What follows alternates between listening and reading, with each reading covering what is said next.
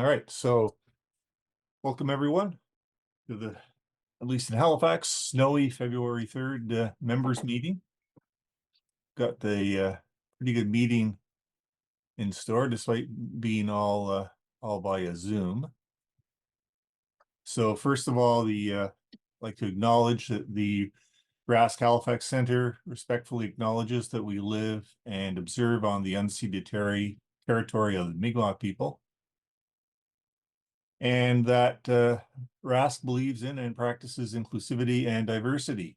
The Halifax Center welcomes all with an interest in astronomy without prejudice.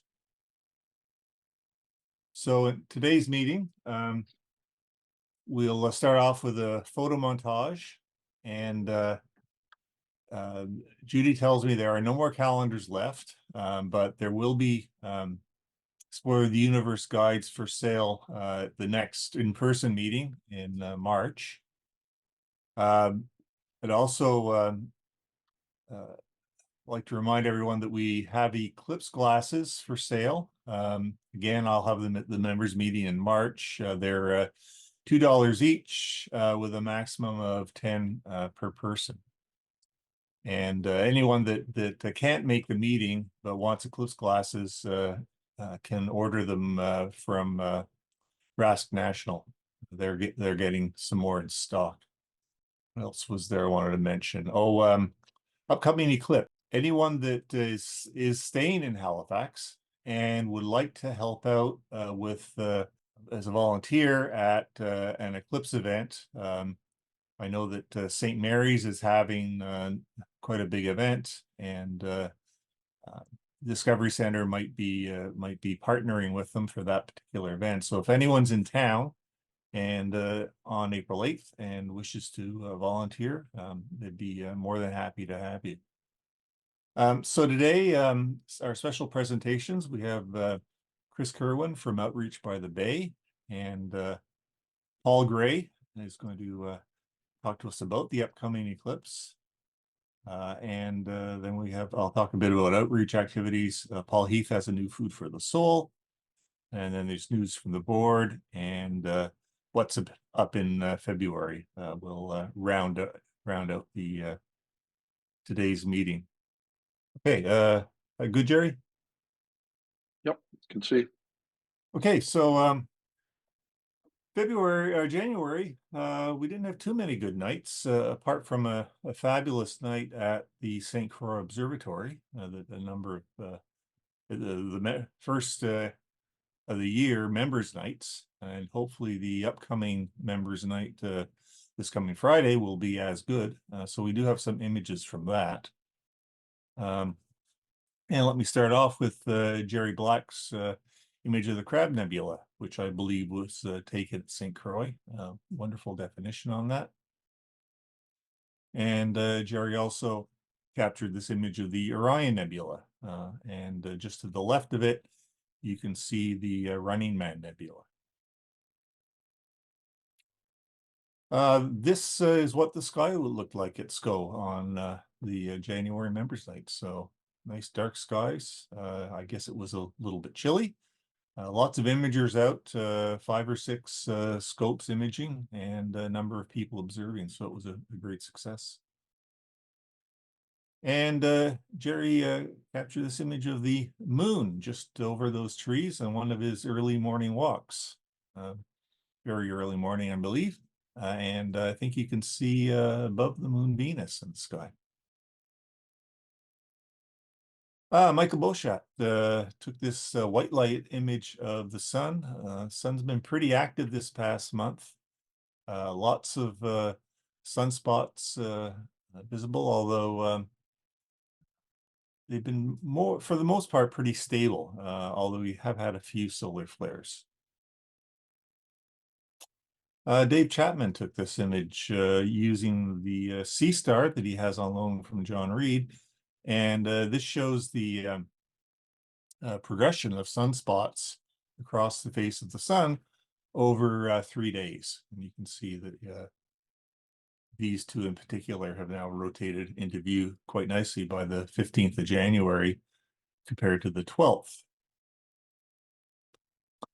Dave also took these two images using the BGO's robotic telescope, or ALF, of Comet 62P. And you can see it's a fairly fast-moving comet. This is 3 hours between this image and the one on the left and the image on the right. And you can, if you look at this particular double star, I don't know if it's a true double star, but it appears to be one there. You can see how far the comet moved in 3 hours. And put this up as a comparison. It turns out that Dave Chapman and I both had our mini robotic telescopes out at the same time looking at the moon. And the one on the left, image on the left, is Dave's using the Sea Star from ZWO, and the image on the right is from the Dwarf 2. And this is actually a composite image I overexposed and then blended so that I could get the Earthshine. But I think the Sea Star looks a little bit sharper, but that could be processing. But both robotic scopes are giving pretty good lunar images now. Jason Dane took this image of Lot 15, which is the star cluster at the heart of the Heart Nebula. And this is a fabulous image. Forget how many hours Jason devoted to this. I'm thinking it was 30+ hours. So some really dedicated imaging on this particular target. And Jason also took this color image of the waxing gibbous moon with his, I believe, with a DSLR.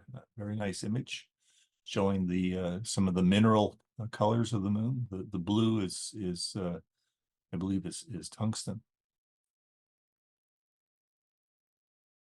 I captured this image of white light image of the sun on the 18th of January using my Dwarf 2, and it now has a solar stacking function, and it gives really nice results for 1 inch of aperture.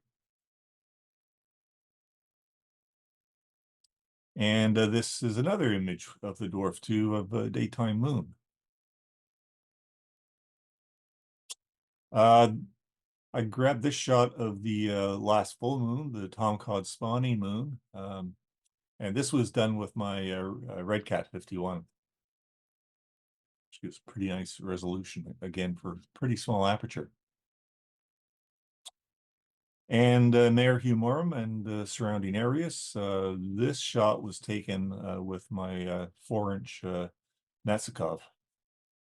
Scene was terrible, so it's not as crisp as I would have liked. And I think the last shot I had this month was of a Comet 62P as it was passing through Virgo, and you can see a few galaxies in the background of this particular comet. Here's the green Comet 62P. Blair McDonald imaged the heart of the Heart Nebula and the Dolphin Head Nebula found in Canis Major. This is a really cool shot, and Blair says this is a work in progress. And you may recall one of the challenges I put out in the last meeting was whether anyone could see or image the extra stars on the trapezium, and Blair went back over some old data of the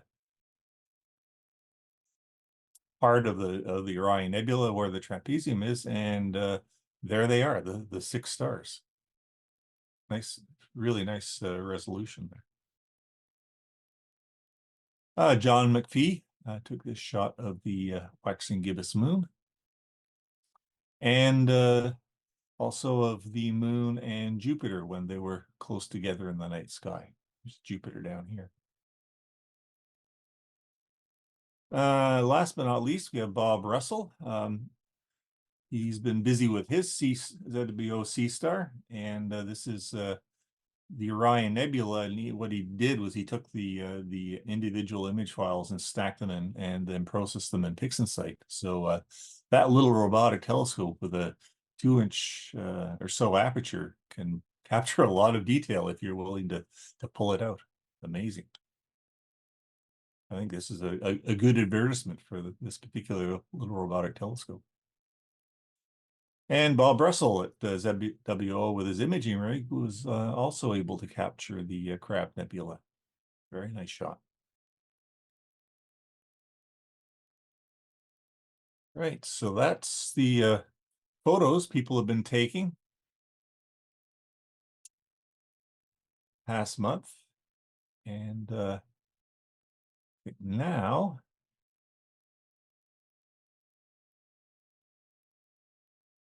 we'll have our first special presentation by Chris Curwin, and Lisa Ann is going to perform the introductions. Thanks. I have the privilege of introducing Chris. Chris Curwin is an amateur astronomer who has been a member of the St. John Astronomy Club and the RASC New Brunswick Center for about 20 years. His interest is primarily outreach through schools, youth groups, and sidewalk astronomy for the public. His Astronomy by the Bay social media channels celebrated year 9 on February 1st. Sunday evenings, you can catch him on his Facebook and YouTube pages, along with RASC New Brunswick members Mike Powell and Paul Owen on their Sunday night astronomy show, many times featuring a guest from the astronomy community, and several members of the Halifax Center have appeared on that show as well. Mike, Paul, and Chris recently had the honor of having an asteroid named for them. The citation reads 20020 MEPAC, 1991 VT. Discovery 1991, November 4th. Y Mizuno, T Fortura, Connie 403. Mike Powell, Paul Owen, and Chris Curwin are amateur astronomers in New Brunswick, Canada. Motivated by the coronavirus lockdown to offer online presentations, they created the Sunday Night Astronomy Show, a live, interactive, informal program covering observing, equipment, and special events. Over 150 editions have been produced. Incidentally, the name MEPOC comes from the first 2 initials of their first names. Since then, they have celebrated their 200th episode on January 21st. Chris is a RASC KELAC Award winner for astronomy outreach. His show has not only helped me in many ways, but also built an incredible community that I'm proud to be a part of. I am also very proud to call him friend. So without further ado, I'll turn it over to you, Chris. Oh, thanks, Lisa. You just did up my whole talk. I can say goodnight. Amazing. Thank you so much. And thank you everybody for inviting me on this beautiful Saturday. For an introvert, it's a different spot for me to be, but I'd like to carry on anyway. And so yeah, maybe I'll get started. So for me, sharing astronomy through outreach, that's what it's all about for me. I love this stuff. I've always loved it as long as I've been in it. I'll get into a little bit of the story about it. I guess we're calling it Outreach by the Bay, but it's Astronomy by the Bay is the page, and I'll explain why that came about. Astrophilia. I guess we all kind of have this a little bit, right? A rare love of and or obsession with planets, stars, and outer space. I don't find it so rare anymore. I find everybody's been looking up lately. There's just a whole huge interest in this whole hobby right now. I find that since COVID, people were looking for something to do, and this has opened up their eyes. And my page is basically for beginners. I lay it out for beginners in the hobby. I see it as like the welcoming door. Okay, I'll open up the door. Come on in. It's an inviting hobby. There's lots to do in here, and then you can go your direction as you like. You know, when you come in, go to astrophotography or lead on into professional career, whatever it is. But it's basically to try to introduce people to the hobby has been my goal. I don't have any formal training in astronomy. Whatever I've learned on astronomy, people have asked me questions and I Google it. But I've read a lot of books and I've read a lot of information, and I try to share what I can, what I do understand. But my job is I'm a Bell technician. I do air conditioning for Bell. I've been there for 28 years now. I've been in my trade for 45 years. And I've been a member of the St. John Astronomy Club since 2005, a member of the RASC NB since 2006. As Lisa mentioned, I've been doing outreach since about 2005. In 2016, or since 2016, I've been offering workshops for beginners, mostly classroom visits. I think I had 70 visits last year. My employer is very understanding. I'm very thankful for that he accepts the fact that I do enjoy doing these visits. So I just build up bank time basically and take it out that way, or vacation time. But I really enjoy the opportunities. Youth groups and seniors homes as well. A lot of those local and provincial stargazing events, of course. Media requests are coming up a whole lot now. It's great. I'm on speed dial, I think, for a couple of them, which is perfect because we're getting a lot of calls about meteor showers and activity on the sun, and of course the solar eclipse coming up. So it's great that they're taking an interest in it. And my social media channels keep me very busy. My Facebook, Instagram, YouTube channels, I'm spending at least 30 hours a week, and sometimes more, just on those categories, answering questions and trying to help people out with scope choices, that kind of thing. Lisa mentioned I was the recipient of the RASC PLAC Award. I was very honored by that for excellence in astronomy outreach back in 2019. And I get to, at that time, I get to hobnob with a bunch of the more important people, which is great. I had a great time at that event. Of course, I'm from St. John. I've always lived in St. John. It's been my home all my life, and I've always enjoyed it. And because I mean, a lot of you understand what it's like to be by the ocean, and how beautiful it can be many times. Of course, the weather patterns don't always match up perfectly, but because I'm an HVAC technician and I travel throughout the southern part of the province, I get to travel from Campobello to Moncton, basically, and from Fredericton down. So I look after a number of buildings out on the road, and it gives me a lot of time to get out and visit the beautiful countryside that we have here, and we have anywhere in the Maritimes, of course. So that's been a big part of my my hobby as well, looking at the daytime sky, or the daytime scenes, as well as the nighttime sky. I come from a fairly large family. I'm a third of 4 brothers, 6 of 8 children. And when you're in that big of a family, when you're young, it means that you don't have a whole lot of time on your own. The house is always busy. So for me, as an introvert, was perfect because I could kind of isolate myself and pull myself away from everything and everybody, and that's what it ended up to be. On sunny Sundays, to get everybody out of the house, my dad would take our old 1969 Vauxhall Victor, squeeze as many as he can into it, or the old panel station wagon, and we'd head up to the Kingston Peninsula, which is outside the St. John area. And we spent the Sundays up there. But then it got to a point where my grandparents were up there, and they had a house, and they also had a converted garage that we turned into a summer camp. So I would spend my summers up there in my earlier life, between the ages of, say, 8 and 12. To get up there, you had to take a ferry to get over there. This is one of the ferries that was on at the time, held about 11 cars. If you got there too late, you were spending 2 hours sitting there waiting for the ferry. So most of your Sunday was gone. So we kind of looked forward more to the fact of being there for the summertime periods. Here's my location at what we call Moss Glen. And my home would have been right down in this area here at the time. And it's a beautiful spot. I spent many days down here at this waterfalls, and the skies are nice. There's lots of forest and lots of things for a young 10-year-old to enjoy in nature.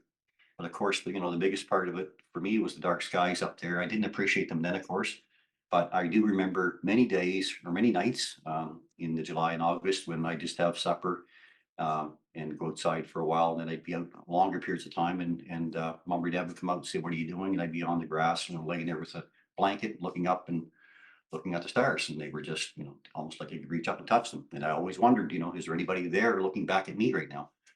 And it kind of hooked me into the interest of astronomy at that time. But I knew it was going to be part of my life, but I didn't know when or what part later on. But so I had to wait until my 4 children grew up and they left the home, and then my wife finally said to me, "Why don't you go and get yourself a toy and get out of the house," kind of thing. So I said, okay. So I went out and I bought myself a telescope off of eBay, like a lot of people do, buy their first telescope. It wasn't the best. It actually was a piece of junk. I invested into it, and I regretted it, shortly afterwards. A lot of you know Kurt Nason. Kurt actually took the telescope from me, and he tried everything he could to get it collimated. It wasn't possible. And I ended up taking a short astronomy course from Kurt at the local trade school. I had a night course there, so I got to know Kurt very well that way. But he was very, very helpful with me, and suggested I join the club and follow through. So I did. And then, I waited for a little bit longer. My wife said, "Well, go out and buy yourself something a little better." And I did.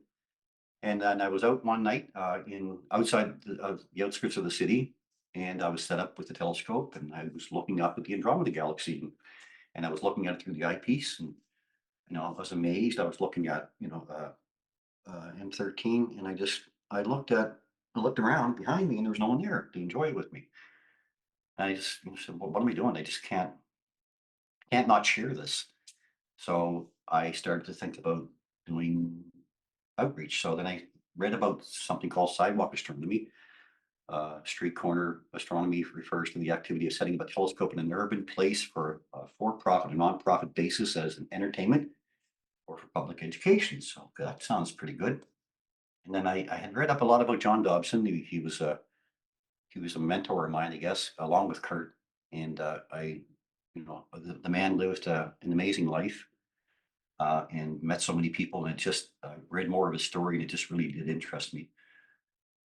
And I guess think about, why do you do astronomy outreach? Well, you help to answer the public's questions about the universe. Their interest in astronomy is huge, especially now with constant media coverage of astronomical events, large or small.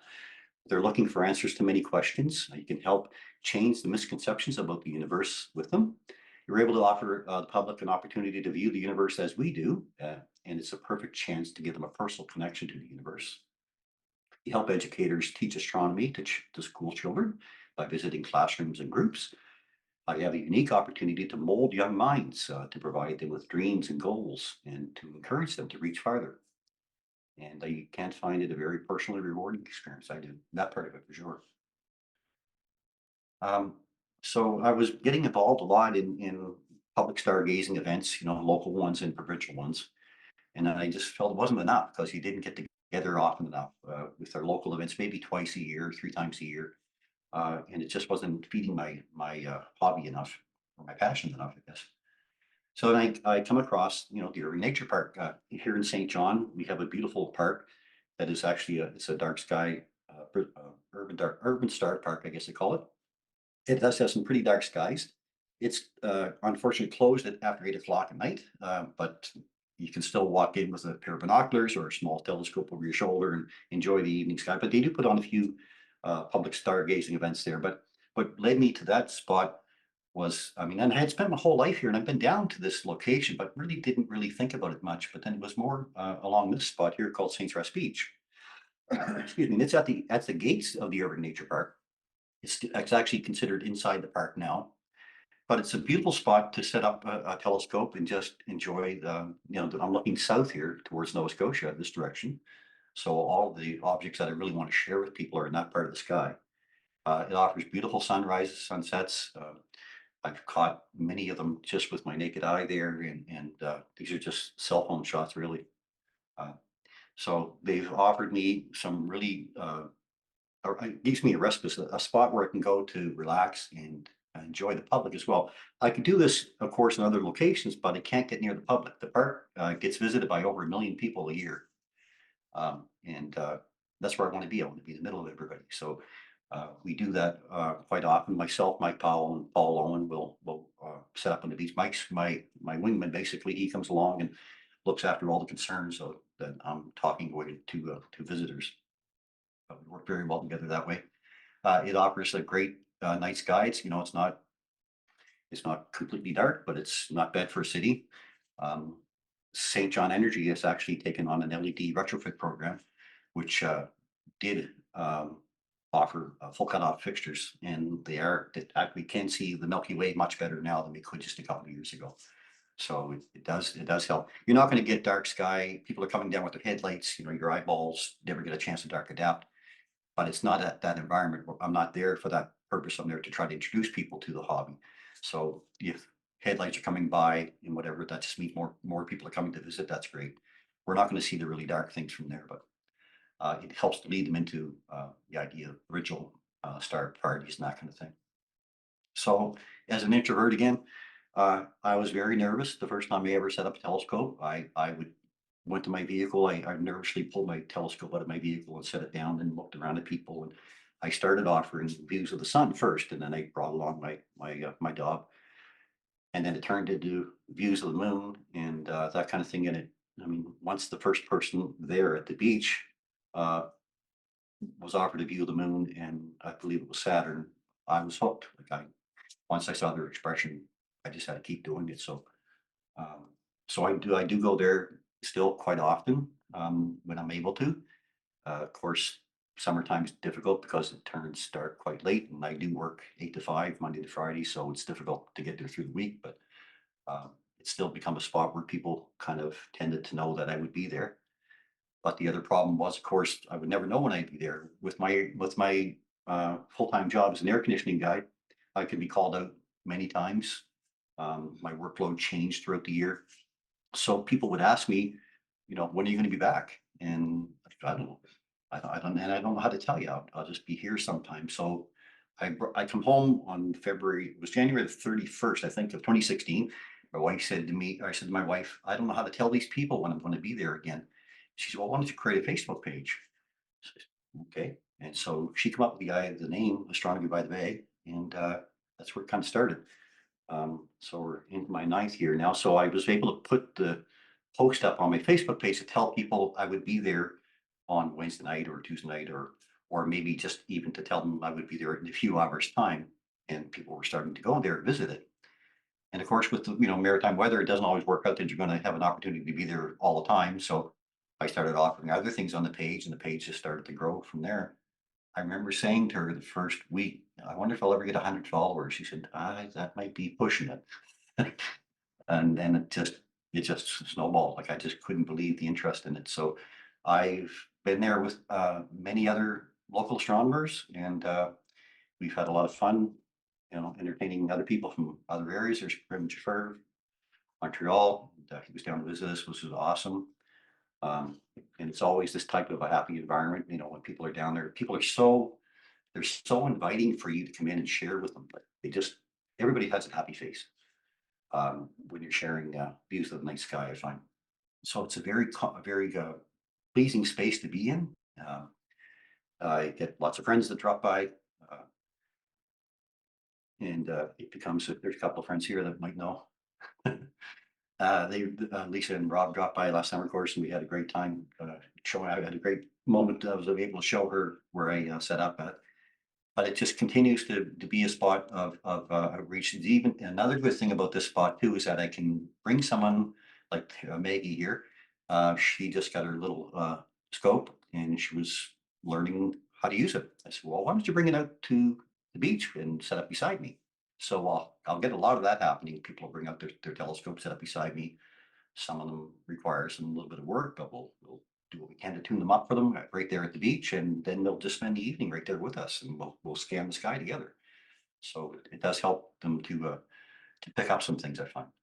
But yeah, the skies are quite nice, and later in the evening we may be there just by myself or maybe with a crowd, but either way, it's still a wonderful spot. A while back, this is a while back, we were down at the beach, and after I had received the award, Jenna arrived or contacted me and said she was coming to the area to visit. So I said, okay. So this is how the club works here. So I put out a request to the club, said, something, Jenna's coming down to the area. I'd love to show her where we set up, and be really proud if I could get a few people out on the beach and we could show off our area. And it took nothing. I mean, the next day, that next evening, here they were, and cars just started coming with telescopes, and the local club just grew and grew, and it just supported the whole function. So it was just amazing to see that I could call on people on a short notice, and they were all showed up. So it was really the camaraderie in this hobby is great. I get a lot of requests for people with cell phones now, for people to take pictures of the moon and take them home with them as a memento or whatever. So it got me thinking about those at home who couldn't make it to the beach with me. So I started offering live feeds through Facebook. And this was great for an introvert too, because I might have had 100 people or 200 people online with me, but I was only talking to one person at a time, which was great. So it kept me focused and relaxed. So I've done hundreds of these now. Well, usually with just the moon or Saturn, and trying to keep it simple. Basic talks about the moon and celestial objects that we can see through the cell phone. It's been in different types of weather down there as well. It's not always very comfortable. weather does change, but you still get an opportunity to get out and enjoy it. We get a little goofy sometimes when it's just us there and the moon's out, so we'll play a little bit. One of the bigger outreach events that I had the pleasure of offering on my cell phone was the Eclipse of 2017, partial eclipse, and I had 32,000 people join me online on a cell phone around the world that particular day. It was just, I was blown away, just choked up the ball bit. So it was just amazing to be able to reach that many people. Everybody else was offering views through the telescope, so I decided to set this little setup here. So I just had my H alpha, my little 35mm H alpha, and my little 72mm refractor, and just offered that to the crowd on Facebook. In 2021, I had another opportunity to offer it as well, and I reached 42,000 people that day through YouTube and Facebook. I know these people aren't people that follow my page or follow what I do, but for that one time, for that one moment, it was very special to be able to feed that out to people around the world who weren't getting the opportunity to see it live. And there are a lot of shut-ins out there as well, so I try to reach people that way as well. I think that that helps a lot. As part of the local club, we do offer we have offered a number of workshops along the way, just beginners, and it's all beginners to astronomy themed, because it's where that's where my page really sits. So we've been very active in that part of it. We usually run a 6-week course, one night a week, and we just talk about scopes and the night sky and that kind of thing.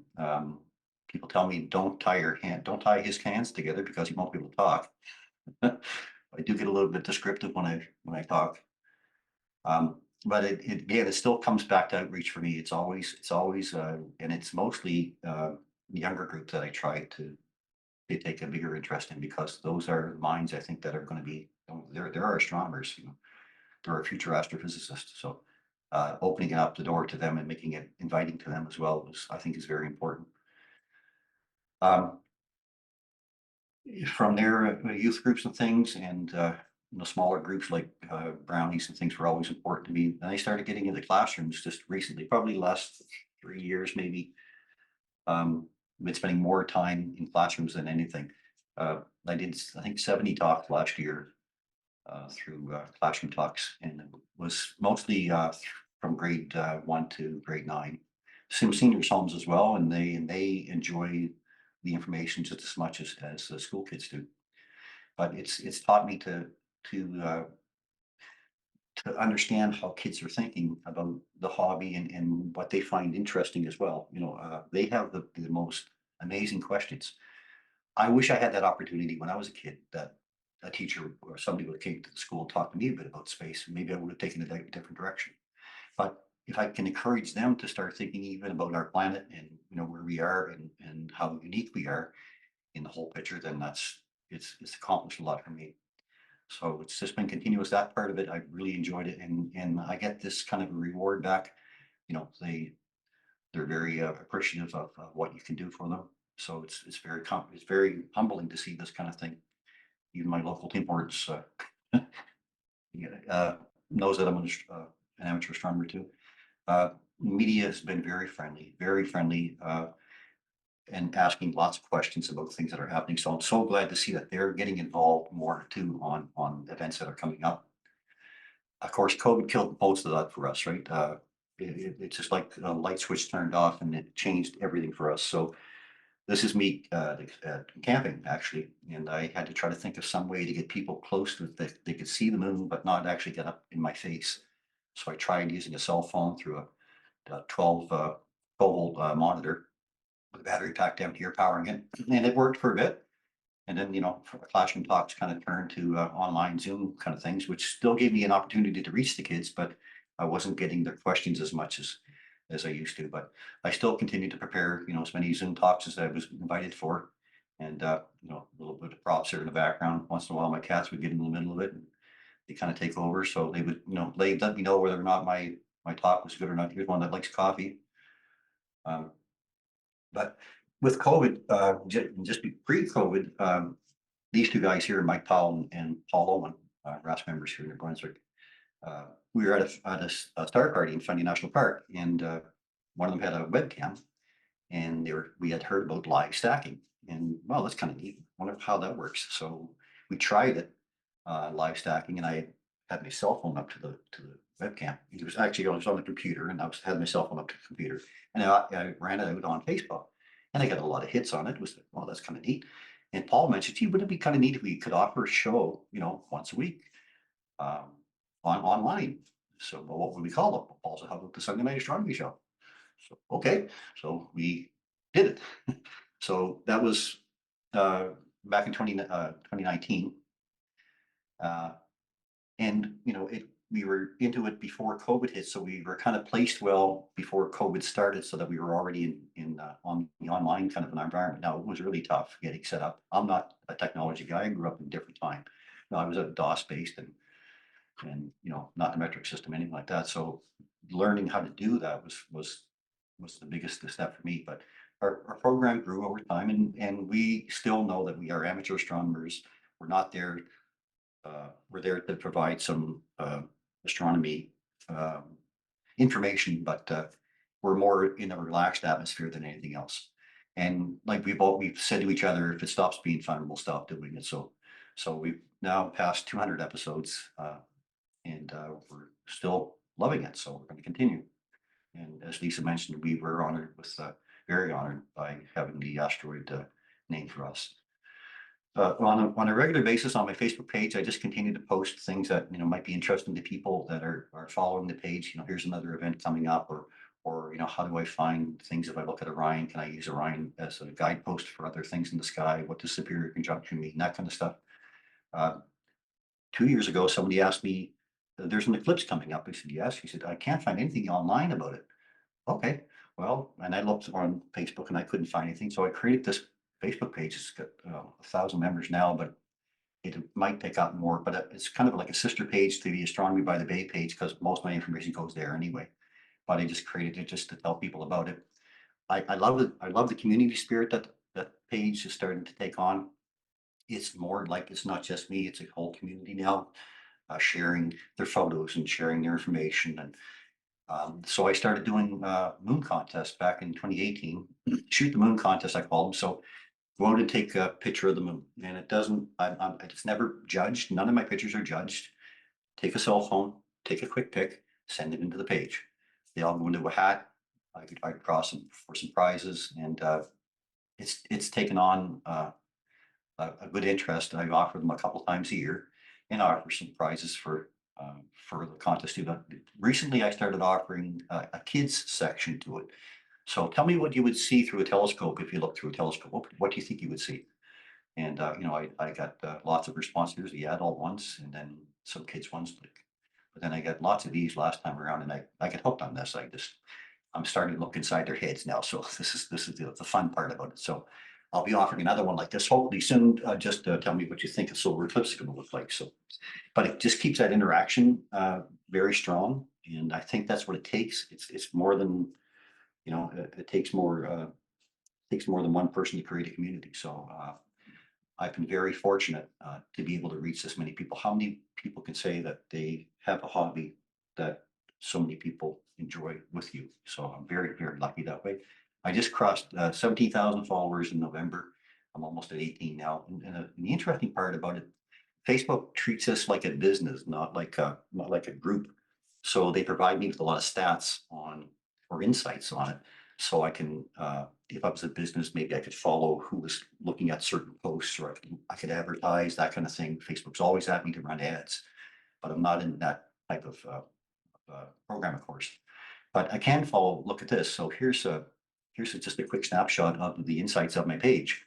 So my demographic is really 25 to 64-year-old women. 70% of the followers on my page are women, and 29.8% are men. So there's a huge interest in the hobby for beginners to get going in the hobby, and I think we have an opportunity to capitalize on a lot of that as well. Just a very interesting fact I thought with Facebook, and that's why my page is basically laid out for people who are looking to get started. And I try to make sure that it's not intimidating to anybody. They can ask any question they'd like, and I try to keep it inviting as much as possible. Very seldom opportunity. This was at Lake Livingston, just outside Fundy National Park. we get an opportunity to get together as just a group of people with no public. And this was an awesome, awesome day. We had a weekend, we could just talk to each other about what we knew about the night sky or parts and pieces that we had. And we don't do that often enough, but it still is to me. It's more about the fun of outreach and of the, you know, public events that we get a chance to get together with. And it'll always be outreach for me. It'll always be education for kids for me, to keep their interest up as high as possible. So that's about how Astronomy by the Bay got started and why I want to continue with it. There's probably only two things left I want to do. I want to sit right there and I want to stand right there. So other than that, that's me. So thank you for inviting me to speak to you today. I don't know if that's, if there's any questions, I'd be happy to take them. Well, thanks, Chris. That was great. So are there questions for Chris?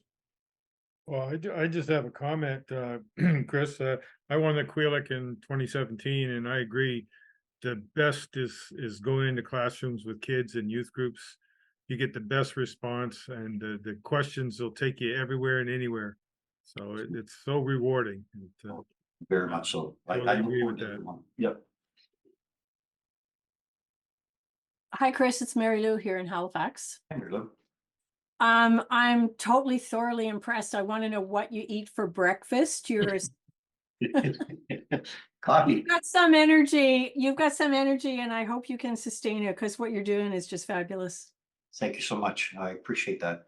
It's every day is I wake up and thinking about some other idea that I can try to promote, and I really do believe it's a community now. Like I used to think it was just me creating it, but I get, oh, you folks over at Astronomy by the Bay, you're doing a great job, and I just keep getting that, and I know they think it's a team, but I don't care. That's great if they do, as long as it brings them to me. But it's the community that's being built that I enjoy the most. I don't have to take the lead on everything. I can put up a picture of the moon and I'll get 50 pictures of people of their pictures of the moon coming right behind them. So it's so enjoyable to see so many people getting involved in it now.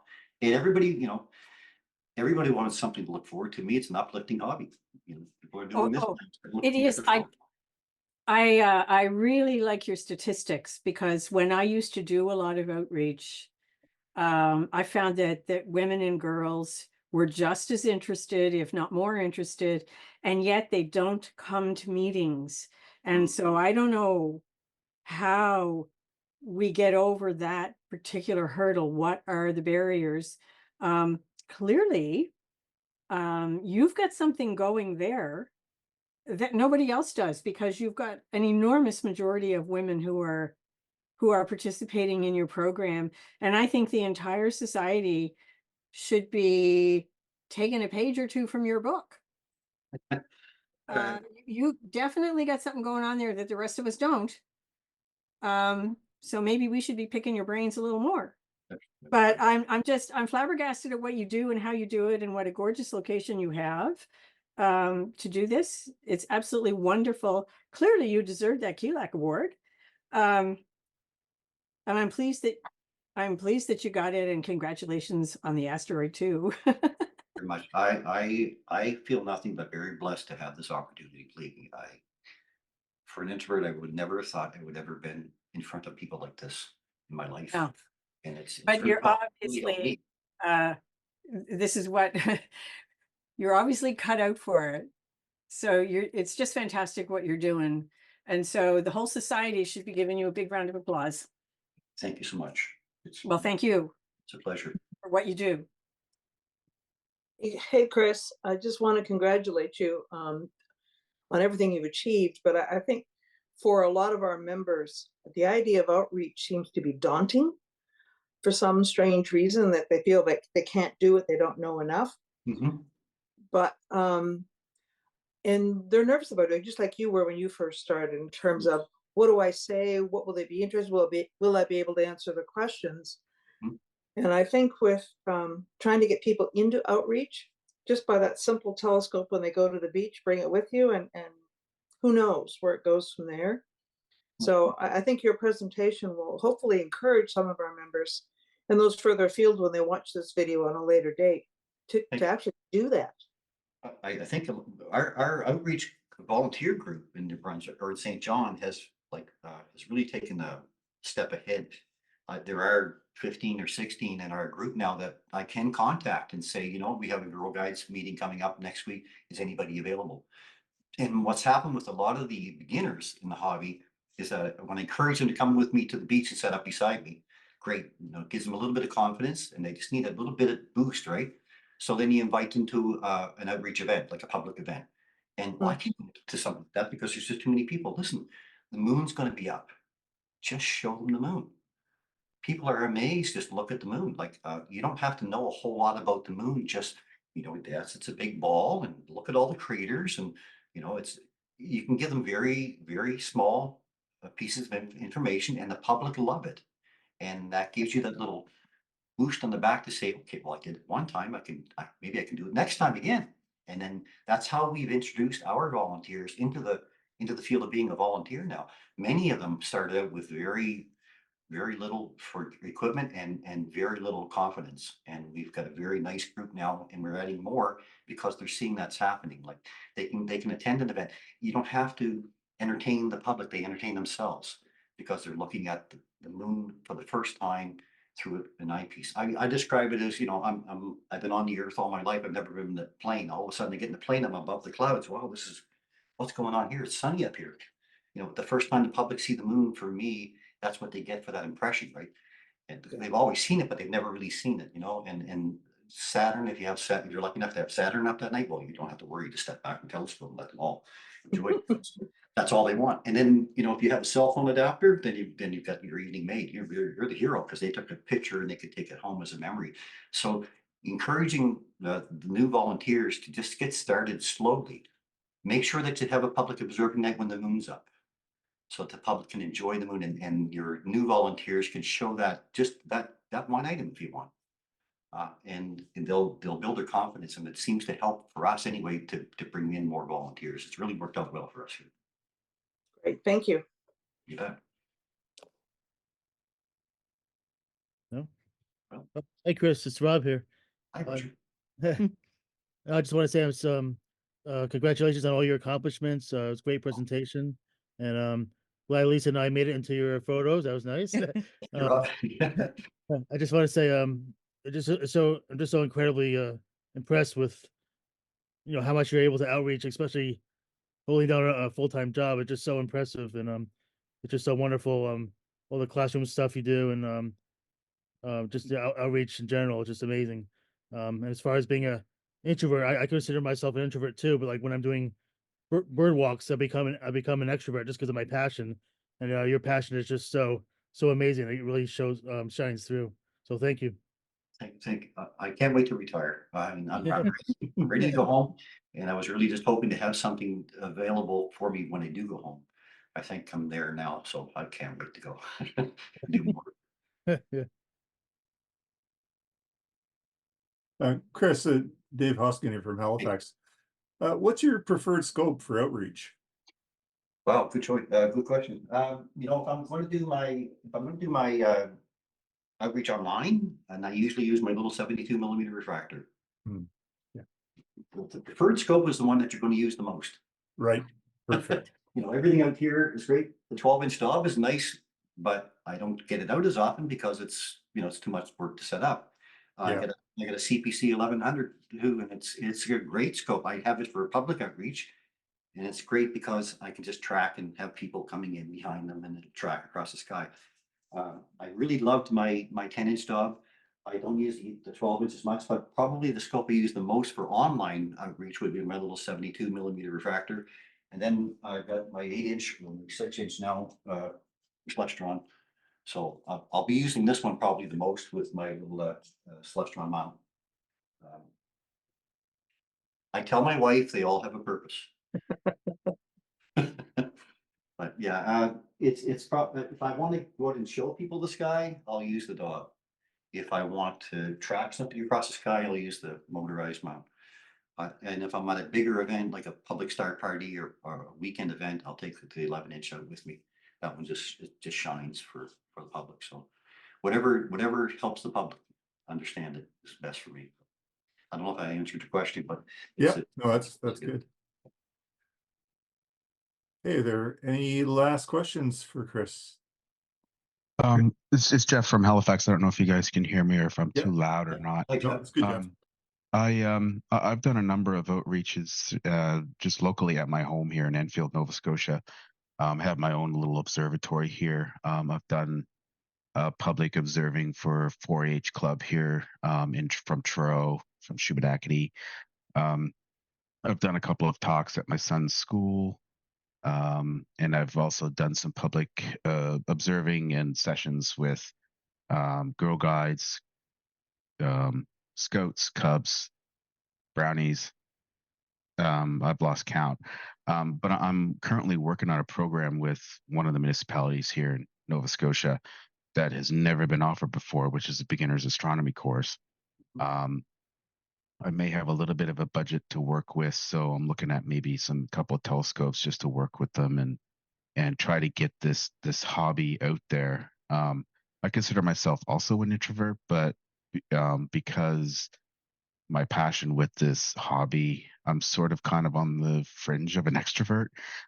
So it kind of resonates with me with your talk. So I appreciate it, and I thank you for that. Thank you, Jeff. What we did with the beginners course, it was Mike and Paul and I kind of fit together, of course, with the Sunday night show. And when we're out at public events too, we kind of hang out together. But we were offering, along with Kurt, Kurt would offer the legends about the constellations. I would offer a talk just about the night sky in general, like what's coming up for planets and how a lot of people don't understand how they orbit the sun. And then we would talk about, Mike would talk about equipment, basics, so binoculars, small telescopes, what you might consider buying. And Paul would, of course, talk about astrophotography side of things, how, what to use for DSLR, what your settings should be if you want to take a picture of the night sky, that kind of thing. So each one of us kind of fit a little bit of the mold, and we would offer over a 4-week period. By the end of the 4 weeks, people were asking lots more questions each week. We opened it up to the floor, and they walked away with, I think, a little bit of a comfort level to say, okay, I have a little bit of memory of what happened, and now to increase that, let's get out to some of the events and stuff. So it does open up the door, I think, for beginners. They don't feel as intimidated to ask questions, and the public does. They feel intimidated to ask a question to you. So in those type of environments or workshops, I think it helps to open that up for them. So, but good luck with you, Jeff. I hope you have good luck with that. Thank you.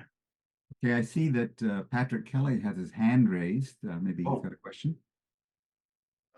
Yes, lovely presentation. I saw that picture of all those expensive telescopes sitting on beach sand. And I was wondering, do you ever run into a problem with sand getting into places it shouldn't get into if the wind, it's just something comes up? Sure does. Yeah. My dog has been, my ear's been cleaned a number of times. And what happens at the beach where I'm typically set up there is we'll get a lot of wind out of the north, and cars will drive down the road and a big dust pile will come by you. So I just consider it as part of the cost of doing business, I guess. If that scope wears out, I'll take it back in and get it redone again. The environment itself is it's because I'm in the path of the public, and I want to be there. That's why the equipment might be suffering a bit from it. But it's the same thing with any outreach. If you have a large crowd of people, I've had kids trying to hang off my diagonal, and you just have to understand that you're in the public eye, and when you're buying eyepieces, make sure you don't buy the $500 eyepieces for the public kind of things that you can dispose of maybe if you have to. So yes, sand does get in between the plates on my DAW, and I have had sand around my scopes, but I don't concern myself. I'm more concerned with sharing view, I guess. I consider it just a cost of and I do try to protect my equipment, don't get me wrong, but if I get scratched on the side of it, it's a watermark, I guess. I don't know. Chris, I've got a question. Do you consider these new robotic telescopes, the Dwarf and Sea Star, useful in public outreach? I'm like probably a lot of people here that, you're an eyeball to the eyepiece kind of person, right? You want the photons landing on your eye, but I think it's going to open up a big part of the hobby. We have a 12-year-old astronomer that was on our show just a few weeks ago, Haley Craswell, and she has a C-Star 50. Her father bought it for her, and they're using it together now. They're getting out and using it quite often. She's learning how to process images. She's 12 years old. You know, she's hooked on it. She's just hooked on the hobby.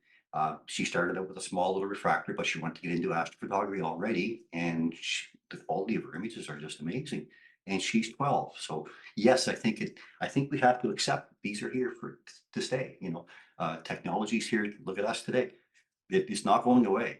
And if we want to introduce more people into the hobby, if the price of these C-Stars start to drop a bit, which I think it will, you're going to see more and more people finding that that's an interest. They want to see that glorious image of the galaxy. That, you know, they're not interested in that little smudge that you see of Andromeda, right?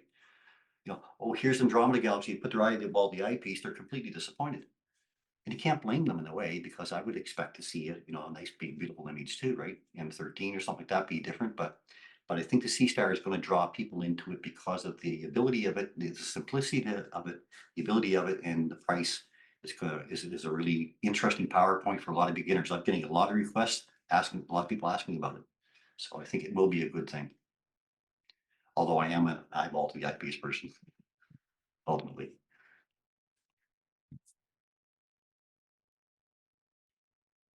Thank you very much, everybody, for your questions and your time. And really appreciate the opportunity to talk to you all. Oh, thanks again, Chris. That was great, and congratulations on all your accomplishments.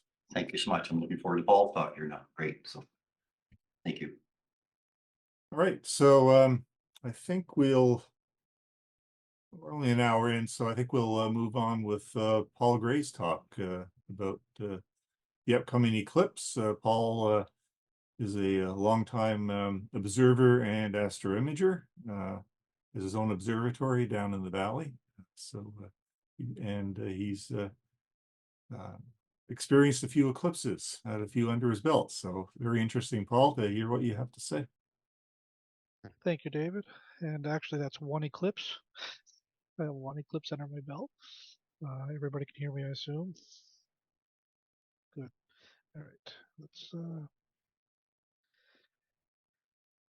jump right in. So, yeah, if you've been in astronomy for any length of time, you've been doing this hobby, you should know there's an eclipse coming up in April.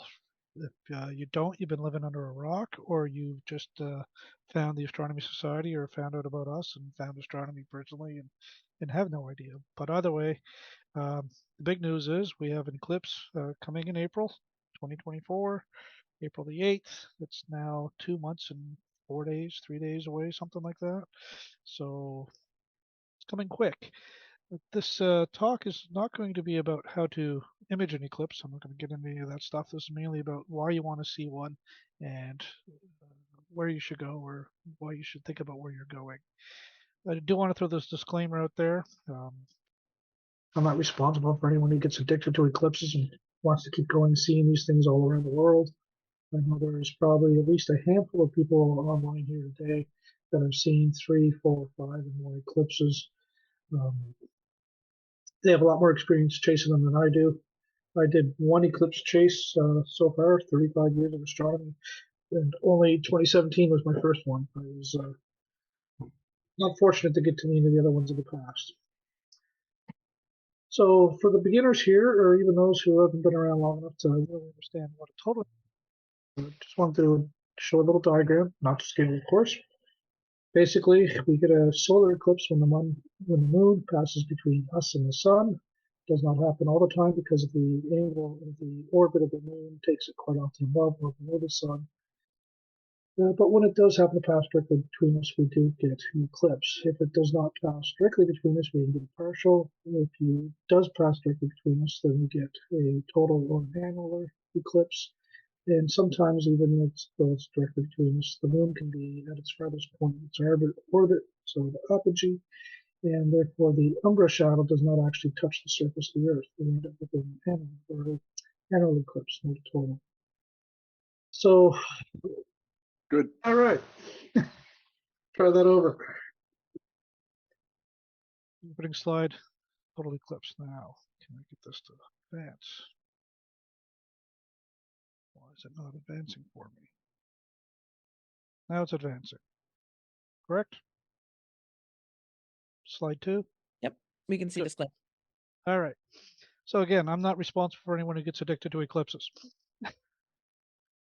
The diagram of how the total eclipse works when the moon passes between us and the Earth. Again, the moon is close enough to us that it actually casts its umbra shadow on the Earth, creating a path of totality.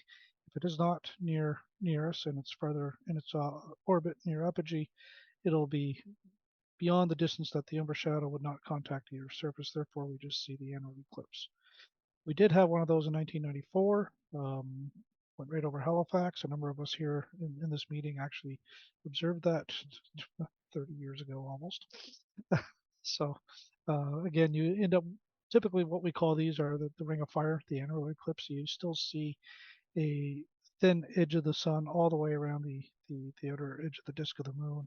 Therefore, it does not get completely dark. You do not get all to see the flares and prominences on the coming off the edge of the sun. You don't get to see the corona of the sun in the sky.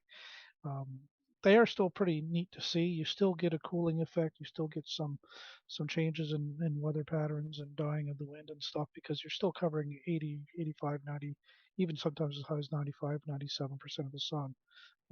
So they are interesting, but they are not total. Total is totally different. Again, the moon's close enough that it's large enough in apparent size to block the sun's disk entirely. All you get to see is those prominences sticking off the edge of the sun that are long enough to extend out beyond the edge of the moon's disk. The solar corona, of course, is extended off through the sky. Very spectacular, whether it's naked eye, whether it's through binoculars, through a telescope. Every focal length from the unaided eye to a telescope gives you something different to see during totality. It's an experience unlike any other. Terence Dickinson, the late Terence Dickinson once wrote the top 10 things you can experience in astronomy. Number 1 is total eclipse of the sun, along with 2 other things. One of them is discovery. So this is right up there. If you've never seen a total eclipse, you need to make an effort to go see one. In this case, you need to make an effort to see the next one. The reason why you need to make an effort to see the next one is in our lifetimes, for most of us in this meeting, the next one is the only one that goes through our backyard. So this is a path or a map of solar eclipses between 2021 and 2040. 2040 is another 16 years down the road. And as you can see, the red paths are all for annular eclipses. They're not totals, but all those blue paths are for totals. And the only one between now and 2040 is the one coming up in May. So if you miss this one, you're going to have to travel. Now, there are some interesting ones on this map I am going to point out just for those who do want to travel and see other ones. The one coming up in May, actually, if you were to go to the Mexico, I should point out this, star symbols on each path is the point of maximum eclipse. That's where the eclipse is the longest. So in this case, if you were to go to Mexico, I believe the eclipse is almost 4 minutes or a little over 4 minutes in duration for totality. Those of us that went to Nebraska, a few of us are here. A few of us went to Nebraska and Wyoming and other places. While we were in Nebraska, we witnessed an eclipse that was about 2 minutes and 35 seconds long. It's a long way to go for 2.5 minutes, but it's pretty neat. If you really want to go see a long eclipse, right here, Egypt, Libya, across northern Africa, Gibraltar, southern Spain, 2027. It's almost 7 minutes in duration. That's the next big one. Not a great part of the world that I'd be interested in traveling to right now, but who knows? It might settle down. There might be spots that are good to go to. I expect Gibraltar in southern Spain will be just packed.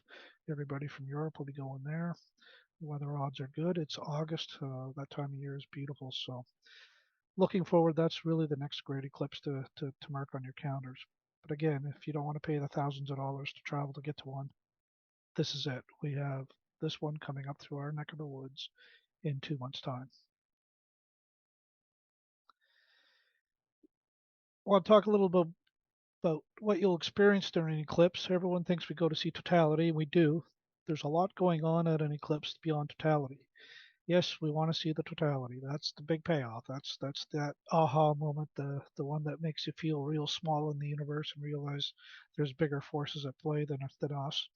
gravity and physics and everything else that's going on. But as you view the eclipse, it's a weird sensation experience. Everybody experiences eclipse differently.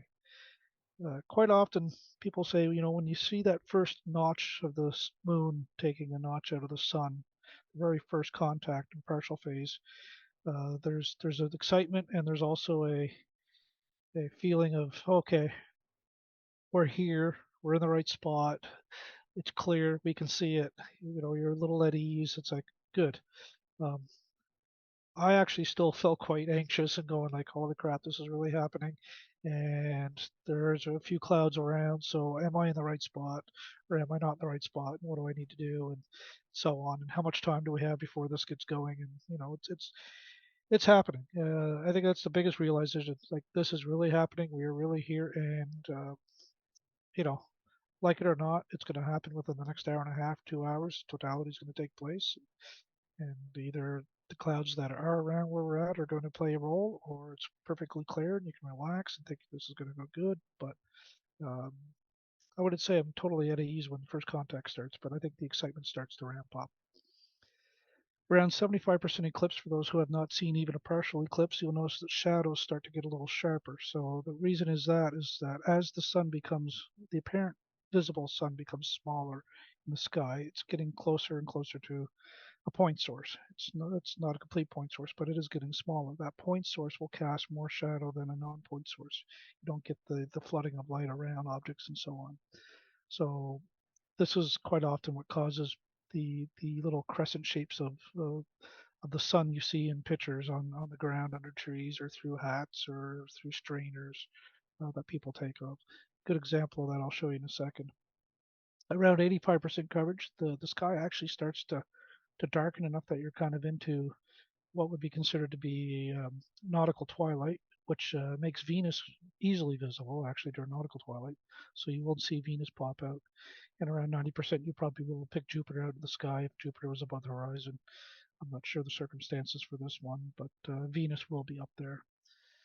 If there's trees around your site, this is the point where you'll start to see the little pinhole camera effect of the crescent sun underneath those trees in the shadow. Here's two shots of my two youngest kids who are much younger then than now, but we were in Nebraska in cornfields, but luckily where we ended up being, there were actually trees around and we were able to witness this effect of these crescent shapes. So it's pretty cool and it's something to see and observe as the eclipse progresses on. Depending on your surroundings, you're going to experience other strange things. You'll notice that onset of twilight night within the 10-15 minutes before totality. If you look in the southwestern sky for this eclipse, you'll notice the darkness on the horizon. You'll see that shadow slowly starting to creep over the horizon towards you within those last few minutes for sure.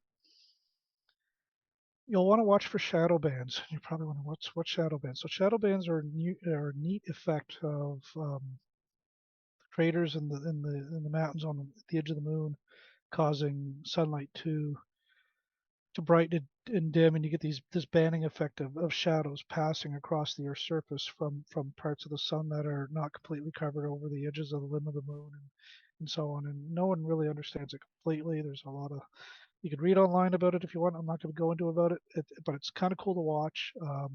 It's hard to observe. A lot of people will take a white blanket or white sheet of bristleboard or something, lay it on the ground, put rocks on it to hold it down, and have that white surface so they can kind of watch that white surface before and after totality. So this could be anywhere up to 4, 5, 6 minutes before and after totality, and watch for this rippling effect of the shadows of the shadow bands crossing the ground.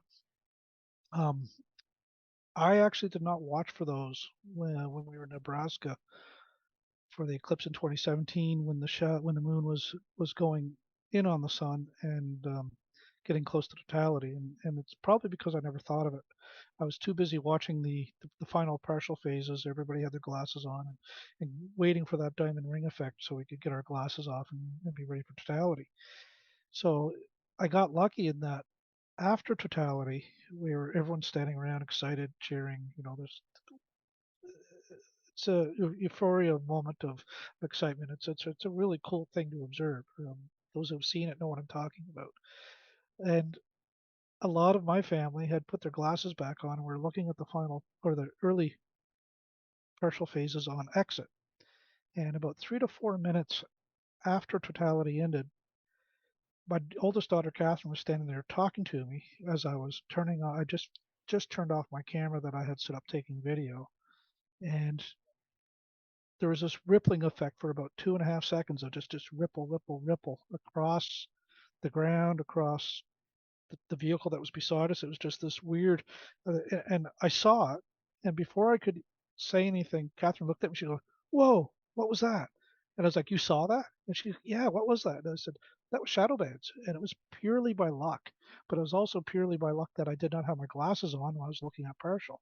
I had the glasses off, and I was still, unaided eye, looking at the ground. And I mean, I was lucky that the rock on the roadway, we were on a dirt road, was very, very light colored rock. So it almost acted like that white blanket. So it was purely by luck that we did see them on the way out. But only Catherine and I saw them. Everyone else in the family was looking back up at the sun through glasses. So it's something to keep in mind to watch for, either going in or going out. Um, yeah. Listen around. You're going to hear the breeze should drop out a bit. Where we were, the breeze didn't. We were wide open on the plains of the cornfields of Nebraska. It seemed like the wind never went away. But the birds did settle down. The few birds that were chirping settled down. There was a rooster down the street at a farm that actually started crowing when the sun came back. So depending on the wildlife in the area, you hear different things. If you're in the right area and you're around a farm, everything from the cattle laying down to the animals roosting, it'll take place. Temperature drop almost everywhere you go during totality. No matter what, you're going to feel the temperature change. Even in the desert or they're in the mountains or on the plains, the temperature will drop a few degrees. That's not uncommon. Um, that's significant this year. In August, I wasn't concerned about a 6 degree, 9 degrees Celsius temperature drop standing in a cornfield under the blazing sun in Nebraska where it was 25, 28 degrees Celsius. It felt kind of nice. This year, the eclipse is April 8th. I don't know about you, but here in the Maritimes, April 8th, it can be bloody cold. I mean, that damp, cold air, it could be a nice sunny day, but it could be +5 with a breeze and feels like +1. And then if you drop 6 degrees because the sun disappears, all of a sudden it's -5 and your fingers are getting cold. It's going to get chilly. So just something to take into account if you're staying in the Maritimes or near the Canada-U.S. border, that temperature drop's going to be very noticeable because it's going to get chilly. Just a quick shot. I want to do a screenshot, show you what we observed during totality in Nebraska. So there you can see the sky's dark, not completely black. You can see the horizon. This was with the 8mm fisheye lens, but the horizon all around us looked like twilight on the horizon. The sun is that bright spot up there, top center of the frame. The moon is completely in front of it, but the solar corona is just bright enough with the fast aperture of the camera lens still to overexpose that spot. But yeah, it's pretty neat. It's definitely an experience. You don't need a telescope for this. You notice just the pass frame. You're all standing there just looking with our eyes. You do need a filter, whether it's a filter for your own eyes, like on the lower left, or filters for your binoculars, or a filter for your telescope, if you want to look at the partial phases. Partial phases will still damage your eyes. Anytime you look at the sun and don't protect your eyes from seeing the surface of the sun, you can damage the retina. So make sure you have a safe solar viewer, solar filters, and so on. Take them with you. Don't forget them home. It's well, one of those things that you're going to wish you had. But during totality, you don't need it. Totality is completely safe to look at from the time of that first diamond ring effect, when the moon's going completely over the sun, to the point of time when the diamond ring effect starts, when the moon's coming off the sun. During that totality, you don't need filters. It's in fact, you want to look at it without them. It's what you're going there to see. It's to leave the filter on would be like having tickets to the Super Bowl, but watching the Super Bowl with sunglasses on, so you can't actually see what's going on the field. It's dark, right? It'd be a waste of time, waste of money too. But remember, take those filters off when you get to totality. We actually ended up at intersection on on the side of the road where there was a bunch of people who also just drove out and ended up at the same intersection on the side of the road. There was this one truck there from South Dakota with an old fellow, his son, and two of his farm workers that came down, and they had welder's glass and everything else. And we talked to them and had a good time. It was a great crowd we had there. And after the eclipse, he came over to him. He said, I'm so glad you showed up here. And I was like, why is that? I said, you guys would have saw it anyway. He said, no. He said, we were told before the eclipse that we had to have these filters to look at it, that without them we would hurt our eyes. He said, if you didn't show up and tell us take them off during that 2.5 minutes, we would have left them on and they would have missed the whole darn thing. So, yeah, take them off for totality. I like to say this is what you'll see. This is a great astrophoto of an eclipse and the corona and the prominences and everything. You do see a lot of that. You do see the streamers. You see the prominences. It's really an amazing event.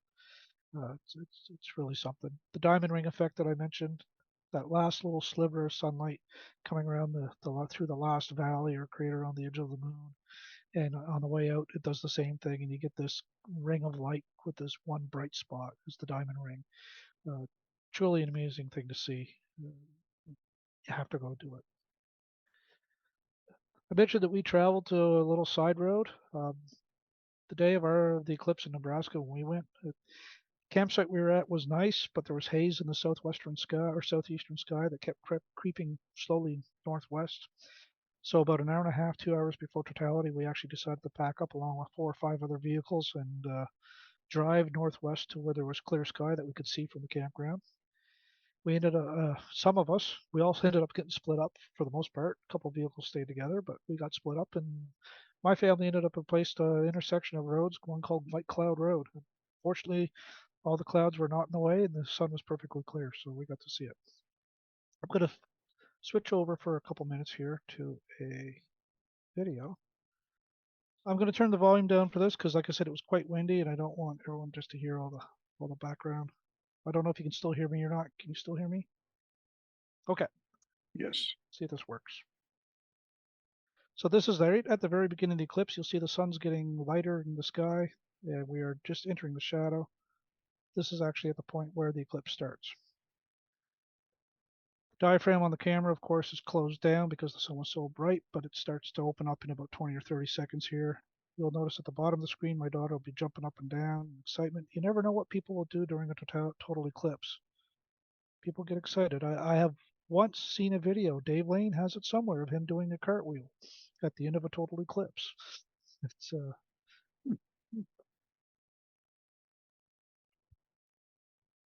So we're passing around the one set of binoculars we took. In hindsight, I would take more. We had 5 of our family there, 1 pair of binoculars. You see a few cars around. There was, like I said, there's 5 or 6 groups of people that ended up where we were at. We all had our own solar viewers for partial phases, but the 1 pair of binoculars. Susan and Catherine were taking photos with their iPhones, just of the horizon of the eclipse, kind of general overall views. The diaphragm's opening up now. You can see a little more of what's going on. The reason I want to show you this mainly is the length of the event.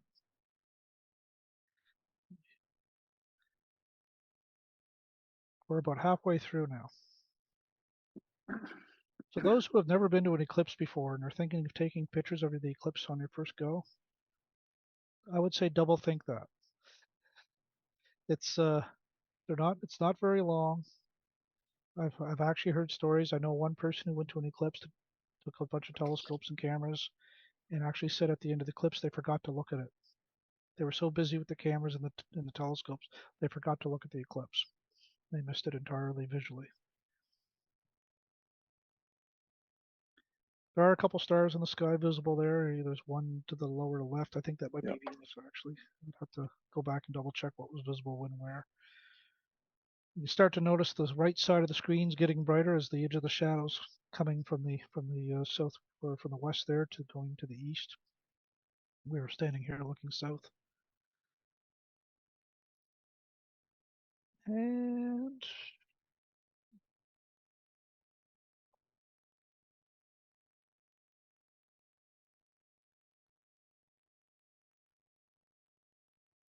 last couple looks.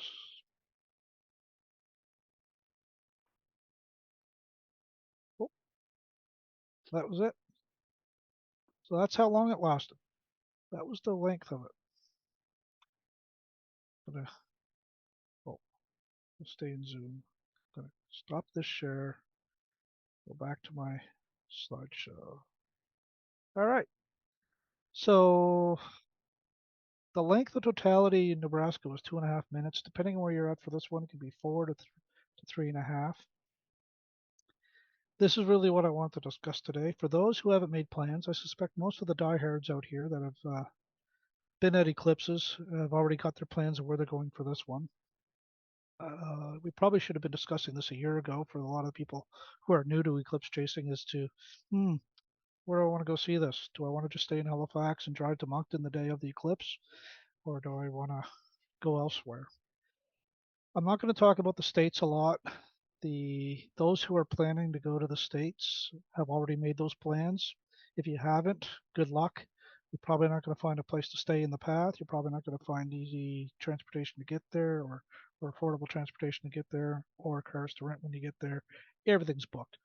There was a campground that we stayed at in Nebraska.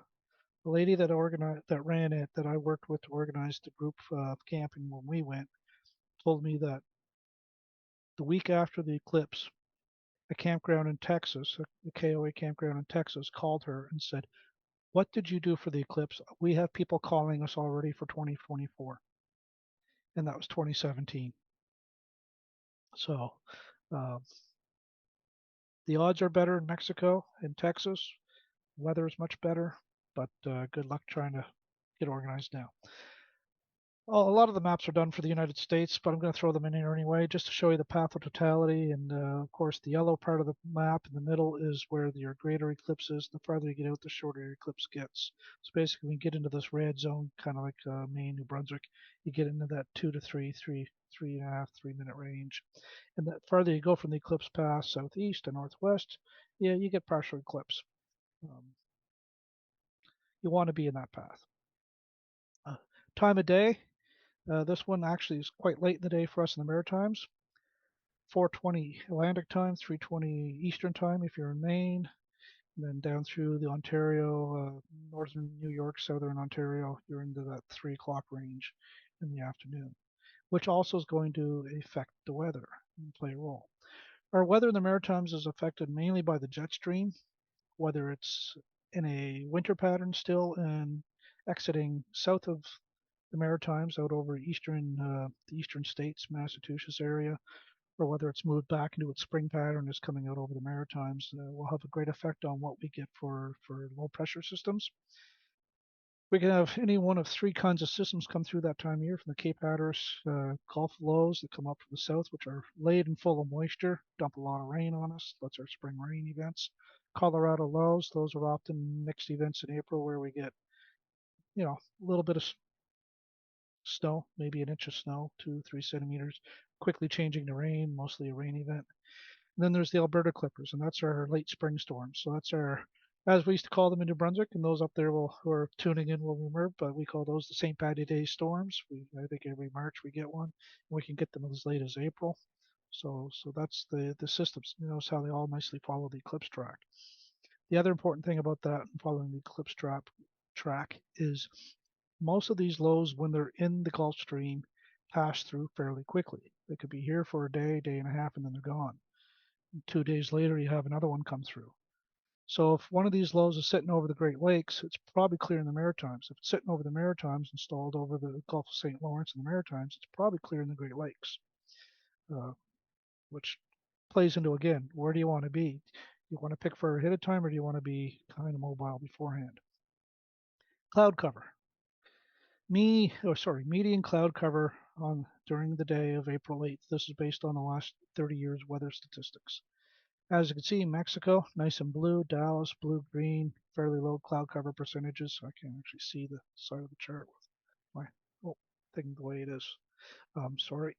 And then you get into the mid states and start to see the oranges and even darker orange browns getting into the Maritimes, where you get a lot of cloud cover. So this is that springtime weather patterns that give us these systems come in and they sit over us and they stall. You'll notice there's a difference in the Maritimes, both based on out over the Gulf of Maine, the Bay of Fundy, and along the coastal areas. Quite a bit of difference between those on the southern part and the northern part of New Brunswick. So we'll mention that in a minute. If you draw a path along that center line, you can actually draw a graph of what your fraction of cloud cover is. And again, if you go down to Durango and Torino of Mexico, you have a 20% cloud cover over the past 30 years on the 8th of April. Get into Texas, that comes up around 45, 50, 55%, which is pretty good. Those of us that went to Nebraska, Wyoming in 2017, those were 40 to 60% odds there. So that's pretty much the same we had then. You notice when you hit the Midwestern states, it really climbs. Get into Ohio and Indianapolis and places there, it just jumps up 70%. Drops down a little bit around Cleveland, Buffalo, Rochester, Watertown, Great Lakes. And the effect there is a local effect. And then it shoots up over the Adirondack Mountains, all the way across Maine, New Brunswick, and then all of a sudden, Miramichi, it just drops. And Tignish PEI, it's down around 65% again. And then it starts creeping up as you go across the Gulf of St. Lawrence and into Newfoundland. And those are a little bit, it's not so much large systems that are causing that, but it's the smaller systems. The western side of this chart, Texas and Durango, it's mostly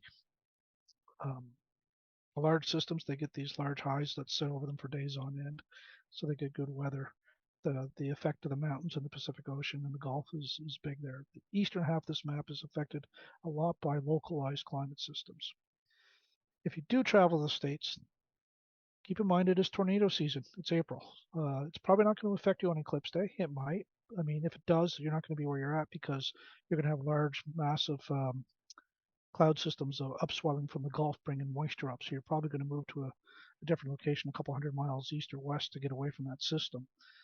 But, in your travels, you do have to be aware that you could be in for some really good thunderstorms, some really good shows, light shows, and tornadoes. Just a thought. For us in the Maritimes, we got to think about what we want to do locally. I'm sure there's a lot of us here that are thinking, I'm going to hop in the car on the morning of the 8th out of Halifax or Nova Scotia. I'm going to drive up to Moncton, Miramichi, and take my chances and go see the eclipse. New Brunswick's quite lucky. Coming in and over Heartland, Woodstock, center line goes right across to Blackville. There's a great place to eat in Blackville, a great little place called the Pizza Trio Pizza, great fish and chips. And then kind of out over Miramichi, Rogersville. It's, really good. Except, we look at those cloud cover maps. Look at the percentage of cloud cover in those areas. There's a little bit of variation across the province. Again, I mentioned the biggest one is look how clear southern Nova Scotia, the Bay of Fundy, and the coast is. A lot of this that you're seeing, this difference between the 70% of most of the coastal areas in the bay and that 80-85% inland is due to daytime heating cloud. This is the effect in April is we get these beautiful spring days. It could be 10, 15 degrees, but then there's all this moisture on the ground from all the snow melt and all the snowpack, and it just evaporates and gets sucked up in the air and get those beautiful cumulus daytime puffy spring clouds. And at 4 o'clock in the afternoon, they're going to be quite thick, and there's going to be a lot of them. So if we're under a high pressure system in the Maritimes, you're going to be dodging these daytime heating clouds over most of Maine and New Brunswick. So that is something to consider. And it's pretty much all the way across. You'll notice there is a bit of a drop through the east of Holton down through the St. John River Valley. That's an effect of the valley itself. Of course, coming across the mountains, the Green Mountains, the White Mountains, coming out of the St. John River Valley, it jumps up again, jumps up again. Yeah, they're at Heartland. So again, those are localized effects. Those who want to go to see a big event, I know there's a couple things going on in New Brunswick. Chris, he can probably tell us more about those. I haven't paid a lot of attention to them. I do know that Heartland up in Woodstock's putting on a big show. They actually got Commander Hadfield coming in as the big guest speaker and guest patron for the Eclipse event. So it's pretty neat. They got a school there in Heartland that's a grade 1 through 8 school, I believe. And when I lived in New Brunswick, we used to go up there and do astronomy nights with the school. They had a small club and telescopes, and they would invite all the school and all the parents and everybody out. It was awesome time. So I expect the Eclipse event they're doing is going to be just amazing. The rest of the Maritimes are not great. I mean, Newfoundland, any time of the year is not great, let alone want to be during eclipse. I expect the odds there are not going to be very good. However, if you look at the map again, that very west coast of Newfoundland seems to be a little better than central Newfoundland. So if if you're under high pressure and New Brunswick looks bad and you want to be on the west coast of Newfoundland, maybe hop on the ferry or take it over to Port aux Basques as a walk-on passenger, get off at Port aux Basques, watch the eclipse, and catch the evening ferry back, right? It's an option. But the important thing that I want to point out on this map is look at the cloud cover percentage around Tignish, PEI, that west coast of PEI and in the Gulf. And if you look at the map, the chart, after you leave Miramichi, where it's almost 80%, Tignish and PEI are down around 65% for cloud cover. And this is, again, a local effect. You have the Northumberland Strait, which in the summertime has the warmest water north of Virginia, but in the wintertime has some of the coldest water north of Virginia. It often freezes over. And this cold water in April is very inconducive to cloud being formed. So all that daytime heating cloud coming off the province of New Brunswick on a westerly to east flow, when it hits the coast of New Brunswick around Miramichi, it dissipates. And the west coast of PEI is clear.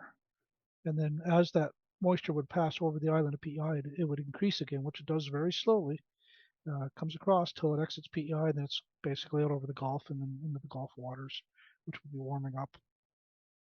So western PEI in Tignish is actually the best weather odds in the Maritimes. Of course, you got to get there. You got one bridge to cross. You're going to have everybody else panicking to try and get to clear sky at the same time. So if you don't stay in the Maritimes, there's always New York State. Again, the Green Mountains and the White Mountains were not great because the cloud cover from updrafts causing daytime cloud forming. But the Great Lakes as well are still very cold and have that cold water effect on moisture around them and not allowing clouds to develop for daytime heating. And again, when we look at the map for cloud cover percentage, it's pretty low up there. You see where the east of Syracuse and Watertown, you get into the Green Mountains and then you get into the White Mountains. You get a lot of more cloud cover, but along the path itself, right along the lakes, is not that bad. The problem with going to this neck of the woods is Toronto's out of the path. So everybody we know that's an astronomer in Toronto and all their friends and anybody else is going to try to get south and in the path. The traffic's going to be crazy in this region.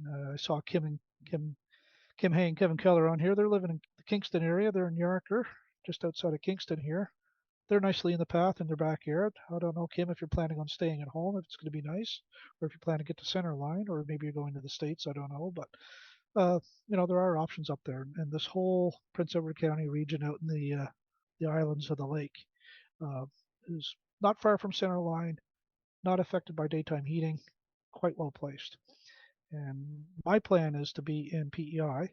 My backup plan is to stay with my buddy in Trenton, who's posted to Trenton here near Belleville, and spend the morning going down to the lake. Weather up there is 60 to 70% for your cloud cover, not too bad. And once you get east of the lakes, everything goes crazy. So that pretty much sums it up. Where are you going? Because I expect everybody's going to want to go. I don't know if anyone's going to be staying in Halifax who's an astronomer. If you are going farther than Miramichi, where are you staying? Because I expect most places are packed already. And if you do go somewhere, what's your backup plan? And unfortunately for a backup plan, most of these places along the path do not have a good southwest northeast travel route along the eclipse track. When we were in Nebraska, I know Jerry and Judy, for example, you guys got up in the morning with a few other carloads and drove 6 hours west along the eclipse path to get to better skies. You can't do that with this eclipse in the northeast. It's Actually, we drove an hour and a half west and 6 hours back. Okay, so you didn't go as far west as you had planned because the weather was good, but it took you that long to get back because of traffic. Actually, Paula's correct. I reread my notes from my observing log. It took us 6 hours to get there, but 11 hours to come back. Oh, even worse. You bet. So anyway, to sum up, basically, if you haven't made plans yet, you got 2 months, and I would start now. if you haven't decided where you're going. And yeah, good luck to everybody, because you got to go. You got to take advantage of the opportunity to try and see this eclipse in our backyard, so to speak. For some of us like Kim and Kevin, it is in your backyard. So good luck to you guys too. I may come visit you. I'm in Ontario and things don't look good. Yeah, so that's that. I'm gonna stop sharing. And Oh, look out, Kim, if it's free beer. I want to show folks this if they can see it on their screen. This was taken by me with my iPhone just after the shadow passed over us, and that's looking east of us, I guess. So it went from west to east, and you can see that it's like twilight. And to see that shadow come over you is really quite phenomenal. The way that I've always described it, because I remember Roy Bishop's descriptor of what was going to happen and when, and at the right moment, I remember, right, there should be a shadow, and I turned around 180 degrees and literally saw it come towards us, overtake us, and that picture you saw was it going away from us. And the way I described it then and still do is that you're this little itty bitty person, and the cloak of Darth Vader goes over you. It's just phenomenal to see that, and it still gives me goosebumps when I think about it.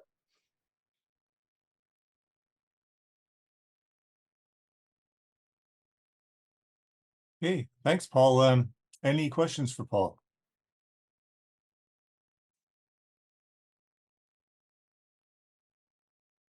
No questions. I have just a comment that the three of us from the Sunday Night Astronomy Show have been invited to go up to Florenceville, Bristol, actually, and we're going to present our show the night before the eclipse. And the reason why is because there's a big project going on up there called the Balloon Solar Eclipse Project. And it's being put on by a private individual who's going to launch a balloon above the clouds, hopefully. And he has 6 cameras mounted on it, and it's being broadcast through the Bell Network to 5 communities in that area. So Florenceville, Bristol, Heartland, Perth, Andover, 2 others. And so they're going to offer that the next day, of course, the eclipse day, starting around 3:30, the launch of the balloon. I'll just quickly share an image here. This is it here. It's on eclipseplus.ca. That's the name of the website. And yeah, these gentlemen here that are going to launch the balloon, it's going to be, it's already been tested a couple of times. They're doing another test apparently this week, but to be live streaming the eclipse from above the clouds. So if we don't get a chance to see it in Florenceville, Bristol, we'll be actually hosting the event inside the arena in Florenceville. Myself, Paul, and Mike will be talking about the eclipse as it's happening, and we'll hope to all rush outside when we get a chance to see totality. But this is something pretty unique, so we're kind of just excited about that. cool. Yeah, very cool. Paul, just out of curiosity, how many eclipses have you seen? One. Ah. I've only attempted. Yeah, I remember one, I guess it was in the 60s, that went over the Eastern Townships. And I also remember that my mother made us all stay inside. Yeah, I should say that's one total eclipse. I have seen 7 or 8 or 9 partials in one annular. So I've been in places that I've seen a lot of partials, or whether deep or shallow partials, but only the one total eclipse. I had plans to go to the 1998 eclipse that at the time things were looking good, and I was going by myself with a group of people, and then geology got in the way, a volcano blew up, our trip got canceled, and then when I was rebooking, it wouldn't be just me going because I had a significant other, and therefore it just wasn't affordable for me to do as a student anymore. So that was kind of got backed out of, which is too bad, because the Caribbean in February with a total eclipse and a dark moon would have been really, really, really nice.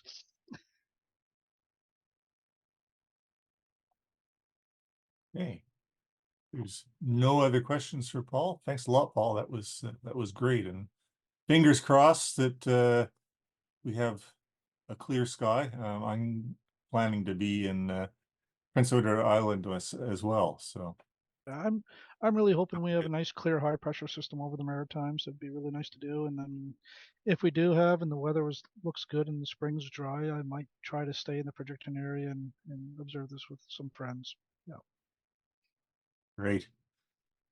Okay, so now let's see. I was going to talk a bit about outreach. I've already mentioned, but again, if anyone is in Halifax and wants to help out with as a volunteer during the eclipse, just contact by email myself or Peter Hurley, and we'll put you in touch with the folks at SMU and or the Discovery Center. You want to get involved in that. There are a couple outreach events coming up.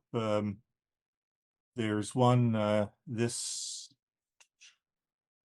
see, on the 10th, so Saturday, the in the valley, a fundraising event for the local hospital at Benjamin Bridge Winery. I think Paul's planning on being there if it's weather's good. I'm going to be there, and anyone else who wants to come around and help out, just contact me. And then on the 18th, the Young Naturalist Club in Parsboro is invited me to come there and help out with an event. I don't know if anyone wants to ride shotgun, let me know. Someone had their hand up, but I accidentally killed it, so I'm not sure. Oh. Okay, well, if you had your hand up, put it up again. There's one other thing I was going to mention. Oh, next members observing night, weather permitting, is this Friday. So there'll be an announcement sent out on the discussion list if it's going to go ahead. If weather's bad, there'll be an alternative night chosen.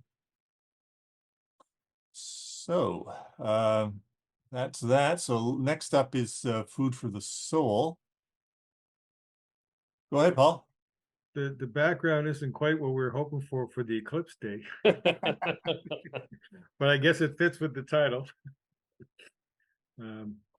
I've had one annular eclipse, that one at St. Mary's, what it was in '94, and I've seen 5 partials.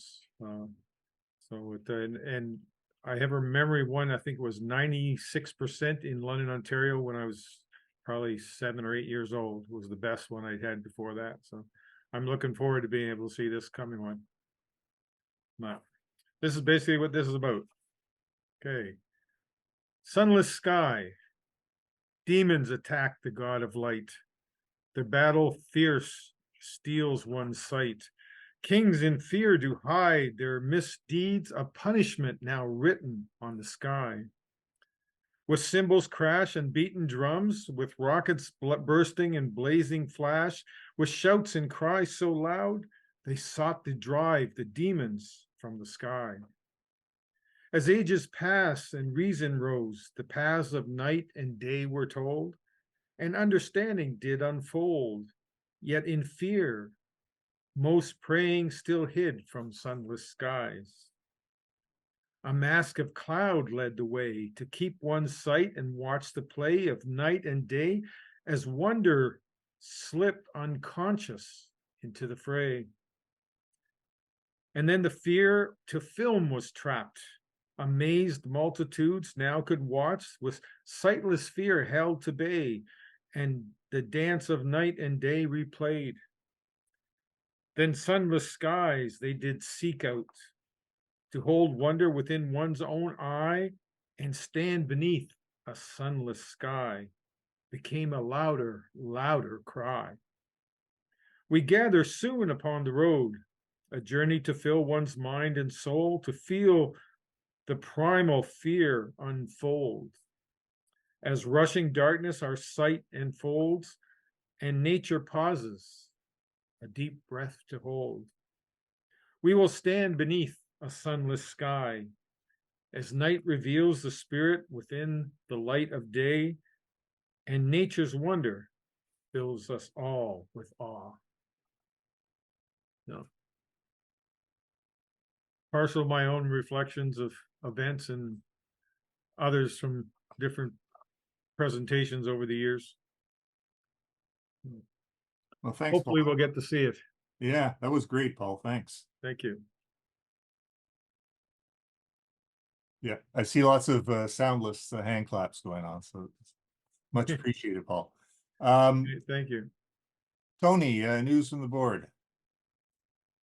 I guess one thing we do want to note is to remind people about the astro imaging contest that I believe the deadline for submission is the end of November, so you got lots of time to take photos between now and then and submit them. Just have to go to our website and you'll find the astro imaging piece there. David has already mentioned the observing night.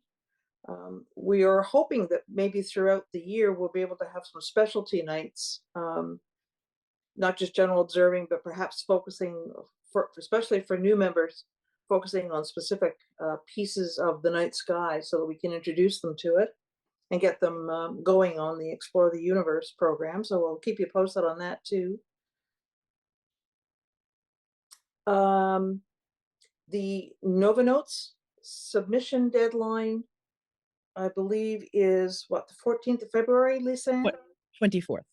24th. Okay, I had the second number right. So the 24th of February. So if you have photos or articles, book reviews, whatever that you would like to submit for inclusion in Nova Notes, please email Lisa Ann at was it Nova Notes editor at halifax.rasc.ca. And that'll go to both Lisa Ann and John McPhee, who's the copy editor as well. I think that's basically it for now. Unless other members of the board can think of something that I've missed. I think you covered it, Judy. Thanks. All right. So next up is what's up in the sky in February. If you're in Halifax, there's not much going to be up in tonight. Okay. Everyone can see that? We're good. So, if anyone's wondering, this is the double cluster in Perseus, the image I snapped, I think, probably about a year ago. Not sure exactly when. So, sunrise. Sun's getting up in the sky earlier and setting later, so days are longer. But we still have over 10 hours of darkness at the start of the month and just under 10 hours by the end of the month.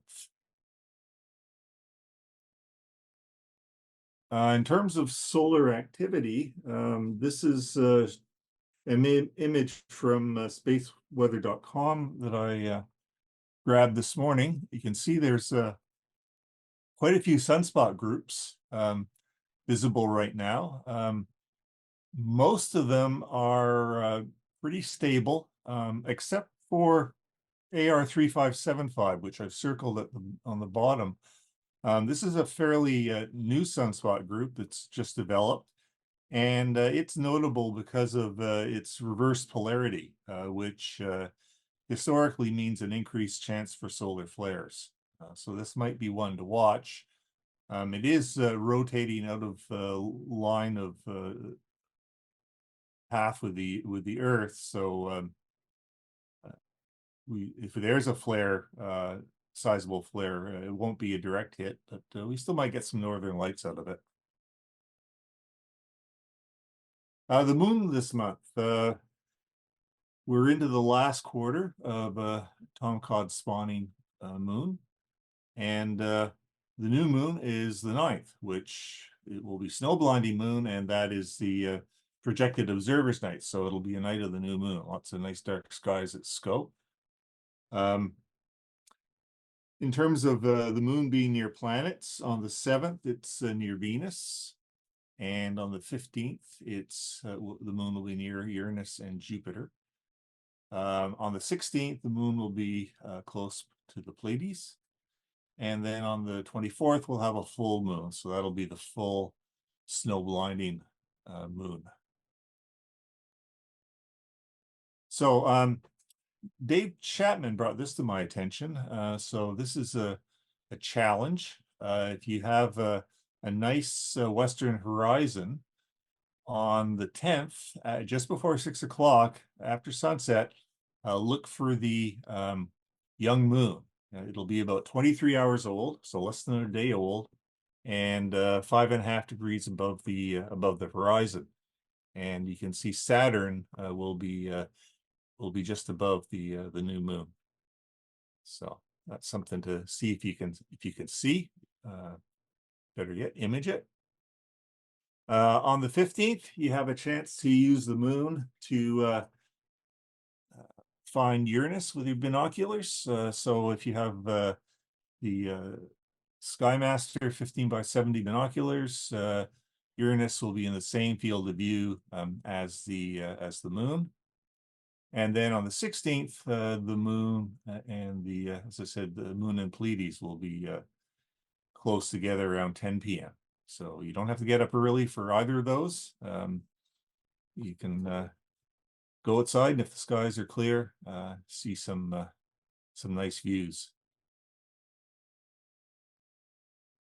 Best time to pick off craters and mare for explore the universe will be around the time of the first quarter moon, February 14th to 18th, when the shadows along the terminator bring everything out into contrast. And this Mike Bochat posted this, and I thought it would be useful to bring to people's attention.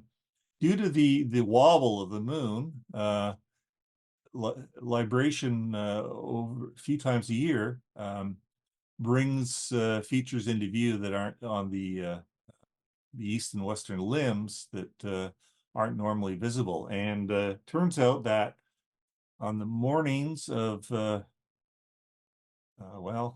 probably not going to work for us this month unless the sky's clear, but on the this morning and the 4th, so tomorrow, but yeah, another chance in March is a good time to see Mare Orientale, which is a lunar sea, which is just on the western limb of the moon, and it's quite a spectacular feature. I was able to I took this picture a year or two ago, and this is kind of what you can see. You can see a couple of lakes, and then you can just make out the darkness of the mare on the corner of the limb. And I'm not sure, but I'm pretty sure this is part of the Isabel Williams program as well. So probably tomorrow's not going to be good if you're in the Halifax area, but hopefully first part of March we'll have skies that are good enough to see this particular lunar feature. Planets in February.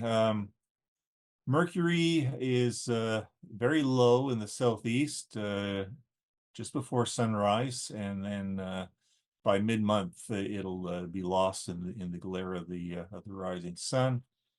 Venus still prominent in the southeast during morning twilight. Mars is low in the southeast before sunrise at the start of this month, and then there's a nice tight conjunction Mars with Venus on the 22nd. Jupiter's still high in the sky in the start of evening and near the waxing crescent moon on the 15th. Saturn's still visible, but it's very low in the west-southwest at twilight in the evening, and by mid-month it'll be lost in the glare of the sun. Conjunction with the sun is on the 28th, so the end of the month. Uranus visible in the evening sky. It's currently in Aries.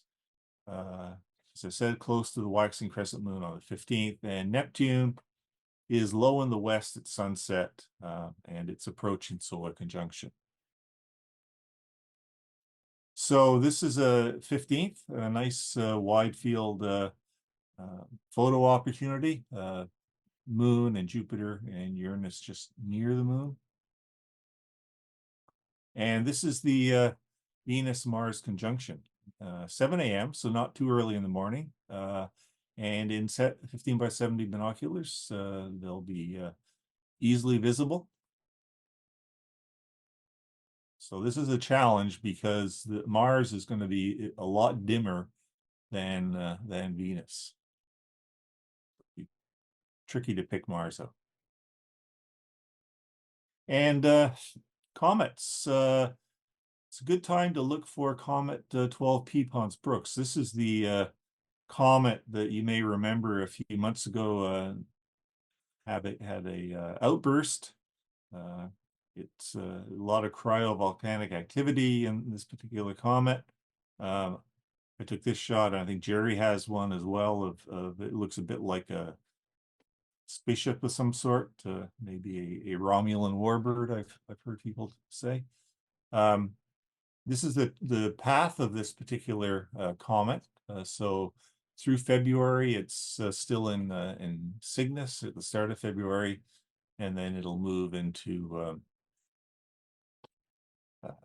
Lucenta and other constellations. So it's fairly bright. It's magnitude 8, so it's not naked eye visible yet, but certainly within the range of a small telescope. And by April, it's predicted that it might be as high as magnitude 4. So definitely by April, a naked eye comet. So this is a fun one to look for. Other thing is we're now in the season when you can see the zodiacal light at the end of twilight. So go somewhere dark in after sunset, February and March, when there's no moonlight, and you may be able to catch the pyramid of light in the sky that's created by the dust concentrated in the plane of the ecliptic, reflecting sunlight from the sun below the horizon. It's really, really nice, quite the sight to see. So if you have dark skies on a clear sky on the 7th, that would be a good time. You can see here in Stellarium. I've enhanced it a little bit, but that's that pyramid of light is what you're going to be looking for. Winter constellations: Auriga, Gemini, Taurus, Orion, Canis Major, Canis Minor. So look to the south to see these winter constellations. And winter stars, you can't miss Sirius, the dog star, the brightest star in our sky. And winter deep sky objects, the Pleiades and Messier 35. Those are nice DSOs to identify or to image. Pleiades always looks impressive in wide field telescope or with binoculars. All these brilliant stars on black velvet. And Messier 35 is interesting, not only because it's a nice open cluster, but next door to it, there's another more concentrated open star cluster, NGC 2158. So you see if you can pick that one out when you look for Messier 35. And double stars and explore the universe. This is a pretty easy one. 17 Com, so it's in Coma Berenices. It's a multiple star system. 17 Com A is a blue star, and 17 Com B is blue-white, and this is a true multiple star system. So if you can find this one, it'll be pretty high up in the sky, probably after midnight, towards the end of the month. And check this one off for your double stars and explore the universe. And that's it for what's up in the February sky. So any questions? Not so much a question, Dave, so much as an answer to your question. The Mary Orientale is in fact in the Isabel Williamson. It There is. Okay. It is. Yeah, there are several. You have to wait for those limbs to be librated. There are several objects around all the limbs that are included. Right. That's one of them. Yeah, there's two Mary on the eastern limb that I noticed in a picture I took this month or last month. Mary Marginus and Smythe. Yeah. Which really kind of jumped out at me when I was looking at the image, and I went to my lunar maps and said, "Oh yeah, that's what I'm looking at." Yeah, when it is librated and you catch it by surprise, it really is a nice surprise. But yeah, that's why we have the RASC calendar to show us that little dot on each day where the libration. Ah, yes, good reason to buy the RASC calendar. You bet. But you'll have to get it from Nashville now because we're out of our supply. I believe it's in the handbook too. Yeah, everything's in the handbook. All right. Anything else anyone wants to chat about? Or are we done and I can go fire up the snowblower? Jerry's grinning. He's gonna fire his up too.